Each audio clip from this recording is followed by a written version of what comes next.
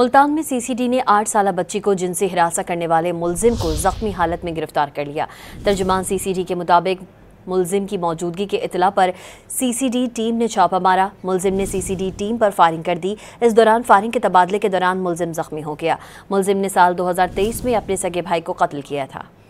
ملتان میں سی C D نے 8 سالہ بچی کو جنسی ہراساں کرنے والے ملزم کو زخمی حالت میں گرفتار کر لیا۔ ترجمان سی سی ڈی کے مطابق ملزم کی موجودگی کی اطلاع پر سی سی ڈی ٹیم نے چھاپہ مارا۔ ملزم نے سی سی ڈی ٹیم پر فائرنگ کر دی۔ اس دوران فائرنگ کے تبادلے کے دوران ملزم زخمی ہو گیا۔ ملزم نے سال 2023 میں اپنے سگے بھائی کو قتل کیا تھا۔